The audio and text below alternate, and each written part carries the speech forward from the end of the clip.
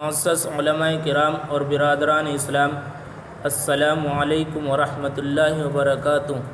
یہ آیت کریمہ جس وقت میں پڑھی گئی ہے، انا نحن نزلنا الذکر وانا لہ لحافظون۔ اللہ رب العزت نے اس قرآن کریم کو اتارا اور خود ہی اس کی حفاظت کی ذمہ داری لی ہے۔ یہی قرآن کریم ہے کہ اس میں کسی طرح کا کوئی زبر زیر، کسی بھی طرح کی کوئی تحریف و تبدیلی نہیں ہو سکتی۔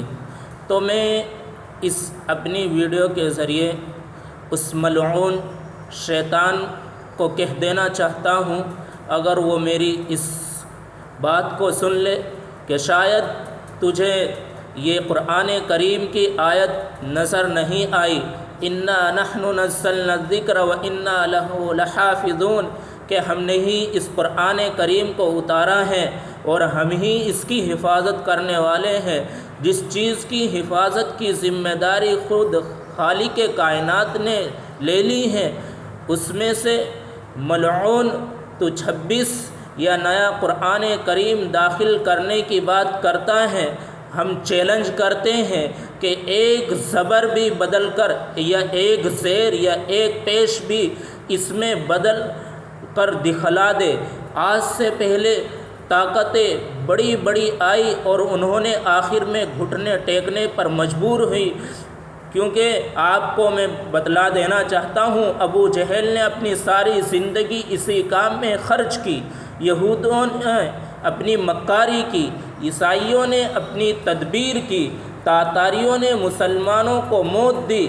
ہندوستان میں جس وقت میں انگریز آیا تو اس وقت میں انہوں نے بھی قرآن کریم کو تقریباً 3 لاکھ نسخوں کو نظر آتش کیا اور یہ فیصلہ کیا کہ ہم قرآن کریم کے ایک بھی نسخوں کو باقی نہیں رہنے دیں گے، بلکہ پورے قرآن کریم کو جلا کر اور نظر آتش کر دیا جائے گا۔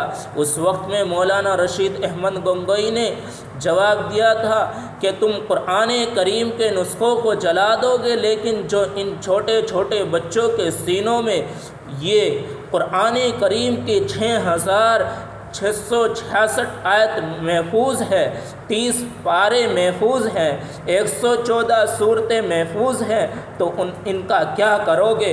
تو اس کو تعجب ہوا تھا کہ یہ 30 پارے کس طریقے سے یاد کر سکتے ہیں۔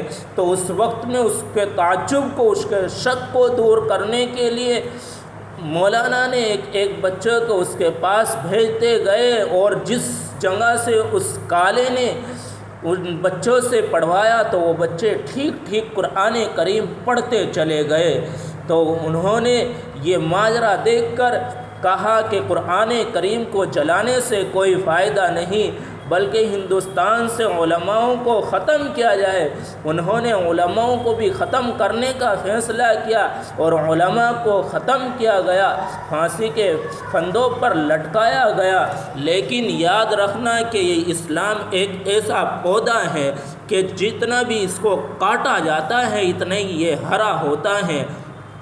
آج تو قرآن کریم، نیا قرآن کریم کو داخل کرنے کی بات کرتا ہے، 26 آیت نکالنے کی بات کرتا ہے۔ خود اللہ رب العزت نے اس کی حفاظت کی ذمہ داری لی ہے۔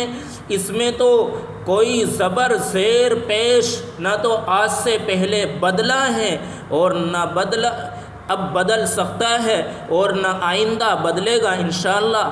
آخر میں کہہ دینا چاہتا ہوں اپنے مسلمان بھائیوں کو کہ قرآن کریم کی تلاوت کی جائے۔ یہ قرآن کریم طاق میں رکھنے کے لیے نہیں آیا ہے، بلکہ اس قرآن کریم کو ہم ہر روز پڑھیں، اپنے گھروں میں پڑھیں۔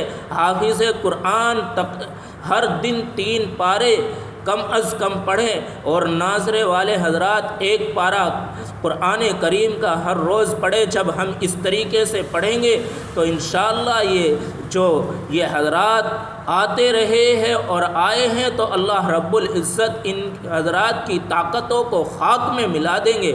اللہ رب العزت ہم سب کو قرآن کریم سے سچی محبت نصیب فرمائے اور قرآن کریم کی تلاوت زیادہ سے زیادہ کرنے کی توفیق نصیب فرمائے۔